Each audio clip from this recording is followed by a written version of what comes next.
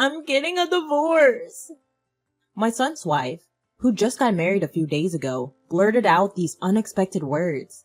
I was so surprised that I couldn't find any words at all.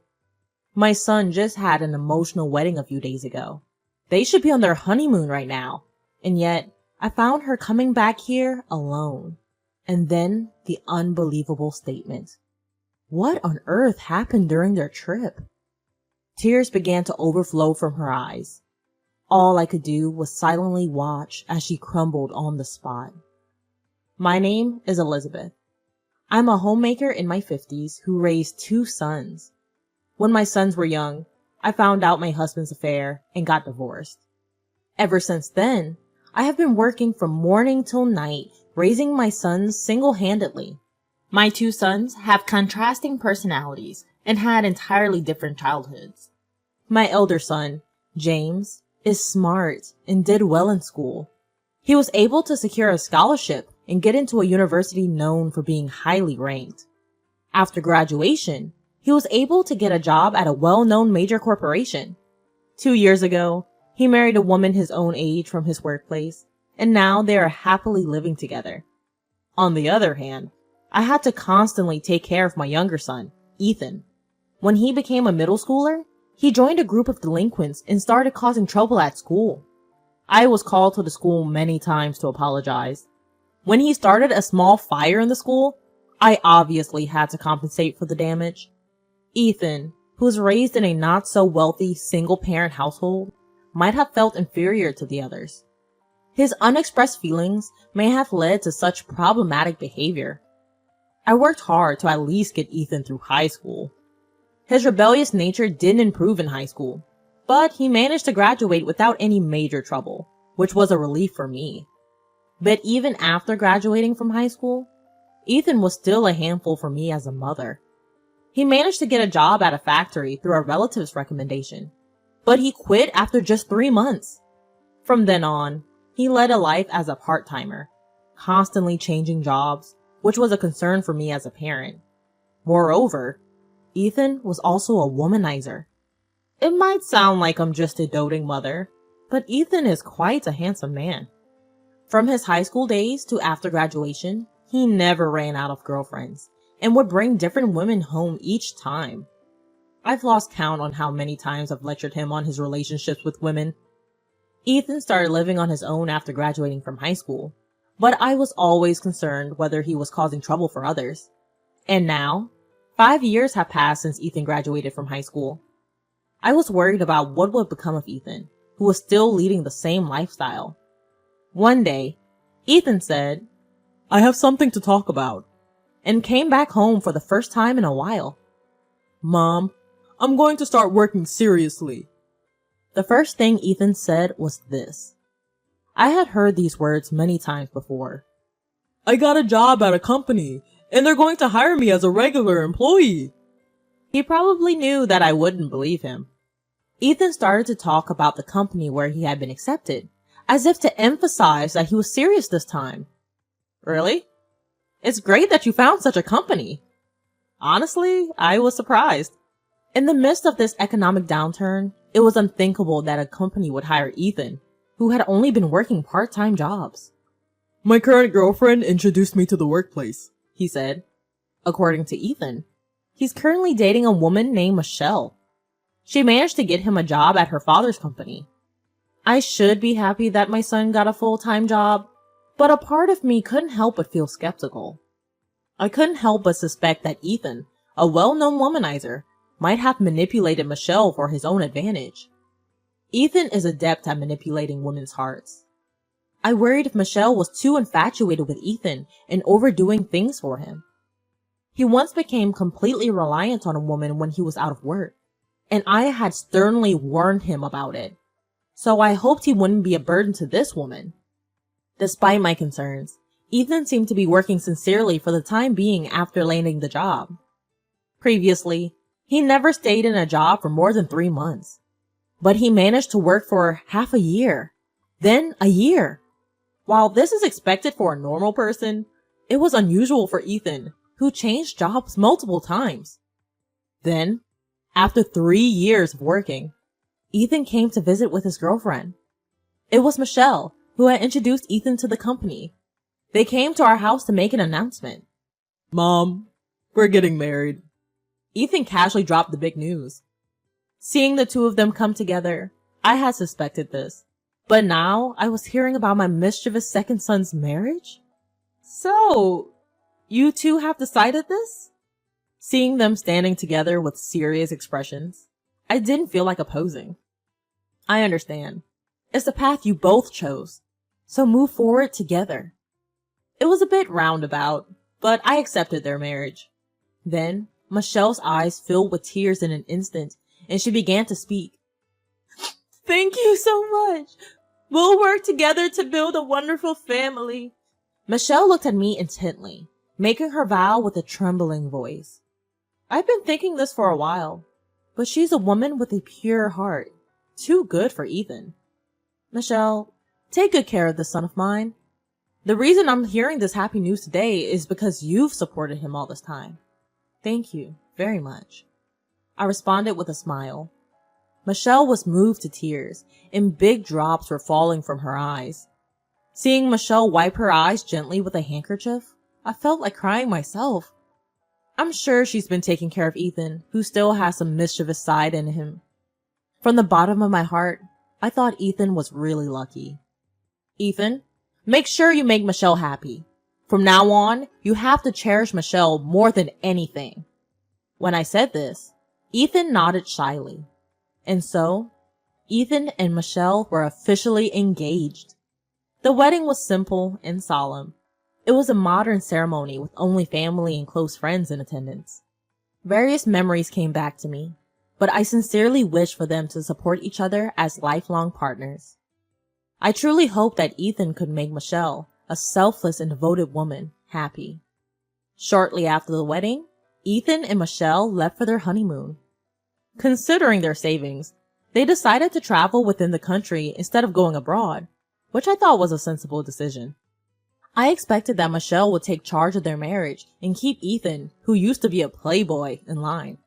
But such expectations abruptly turned into despair. It was 3 days after they left for their honeymoon.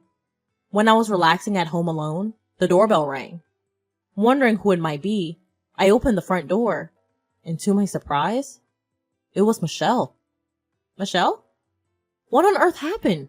Weren't you on your honeymoon? Surprised, I asked her that. In front of me, there was Michelle, with an utterly drained expression. And Ethan was nowhere to be found. Something unusual must have happened. For the time being, I invited her in, sat her down in the living room chair, and Michelle began to speak in a feeble voice. "Mother-in-law, I'm sorry. I'm divorcing him." Those words were shocking. After all, they had just gotten married a few days ago. For the bride to be speaking about a divorce so soon? Ethan, did something happen? I hesitantly asked her. In the middle of their honeymoon, she had returned alone. Something unbearable must have occurred. After a moment of silence, Michelle quietly opened her mouth. "He was having an affair." I was speechless. These are words that should never be uttered by a newlywed bride. "He was still secretly seeing his ex-girlfriend, who he was supposed to have broken up with." What? Ethan, who had pledged an eternal vow at their wedding, was cheating? And he was secretly getting back with his ex-girlfriend? My mind was starting to spin. This shouldn't be happening. "And Ethan, he introduced that woman to me while we were on our honeymoon." When Michelle revealed this, she started to sob, covering her mouth with her right hand. I was dumbfounded, unable to find words. Introducing a mistress to your wife during your honeymoon? I'd never heard such a story. How could my son do such a terrible thing? Tears flowed down Michelle's cheeks. The sparkle in her tear-filled eyes was not the blissful one she showed just a few days ago. It was a sparkle tinged with hatred from being betrayed by the one she loved. Apparently, his ex-girlfriend was living at the place Ethan chose for their honeymoon. As shocking as that was, Ethan suddenly called her and had her come to the hotel where they were staying. It was an unthinkable event. What on earth was Ethan thinking? So, that happened, Michelle. It must have been hard. I'm truly sorry for what my son has done. All I could do was apologize, not understanding what my son was thinking. As I hugged Michelle's collapsing shoulders, I continued to listen to her thoughts. I couldn't believe what was happening before my eyes. It was too painful, and I couldn't bear it, so I left the scene immediately. When his mistress met Michelle, she must have been all over Ethan, showing her their shameful relationship, as if flaunting it.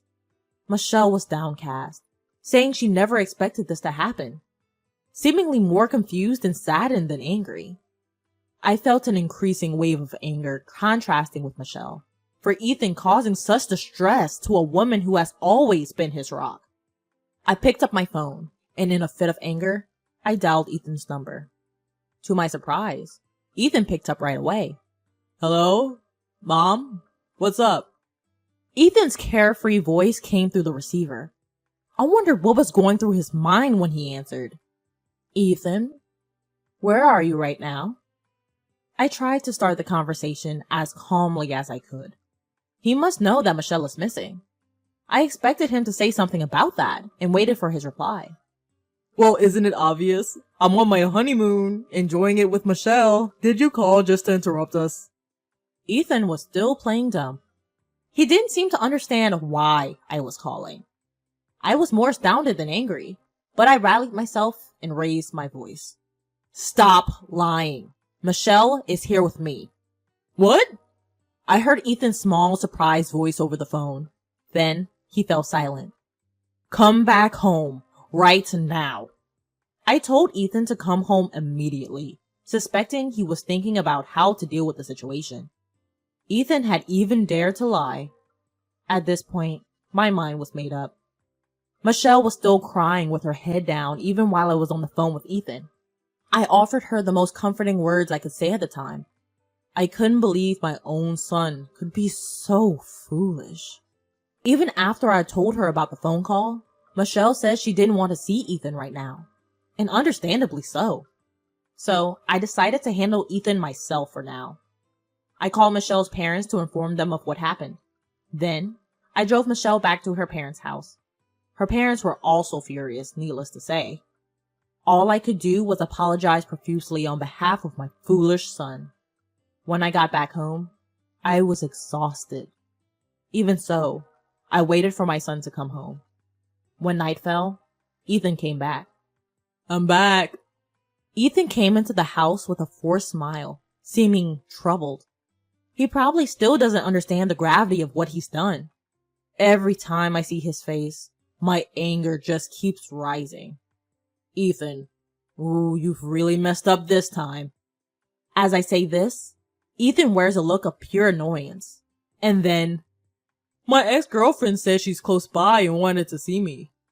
He's grinning like a fool, as if he might have given Michelle the wrong idea. He seems to believe he's done nothing wrong. He says his running into his ex-girlfriend was just a coincidence, and it was her who reached out to him. He makes these sorts of excuses. Ex-girlfriend? Aren't you still seeing her? Did you really call her in the middle of your honeymoon? I throw these piercing words at him. In response, Ethan, visibly embarrassed, answers, Well, we were only seeing each other occasionally. My son may say so, but I can tell. After Ethan broke up with his ex and started dating Michelle, he continued having a physical relationship with his ex. She's what you might call a friend with benefits. When I confront him about this, Ethan readily admits it, almost as if to say, What's the big deal? It's just like having a friend. We both know what it is. What's the problem? Furthermore, when Ethan told her that he was marrying Michelle, the girl suggested the location of their honeymoon where she lived. It's a lovely place full of nature, she said, and Ethan easily manipulated, took her advice. I couldn't help but feel frustrated. As soon as Ethan and Michelle arrived for their trip, this woman insisted on meeting them. Maybe she wanted to show off to Michelle that she was still close with Ethan. Or perhaps she wanted to flaunt that she was a desirable woman. Regardless, there was no doubt that her actions upset Michelle. After hearing the whole story, I finally speak. Ethan, I'm cutting our ties. What did you say? You? Clean up your own mess. I'm not getting involved. I informed Ethan that I'm severing ties. It was a decision I've made when he lied to me. I've done more than enough to clean up after this son of mine. But he's a grown man now. I have neither the inclination to cover for him anymore, nor to help him. Please, Mom, don't cut ties. For a son who disregards his devoted wife and betrays people, the least I can do is this. You've betrayed someone you should have cherished. I told you countless times to make Michelle happy. I believed that you had finally outgrown your bad habits, but I was mistaken. This is the only option left for me. Just one wrong act can turn even your family into strangers. I told this to my son Ethan. When something is broken, it can't be mended the same way again. Wait, Mom, please? Ethan suddenly starts crying and clinging to me. I wonder where his confidence from earlier, seemingly endorsing his infidelity, has gone. I couldn't help feeling pathetic at the sight of my son like this. Things with Michelle probably won't just end with a divorce. You might not be able to stay at your company either. If that happens, it's all on you. Live alone for the rest of your life so no one else gets hurt. That's the only way you can atone, I believe.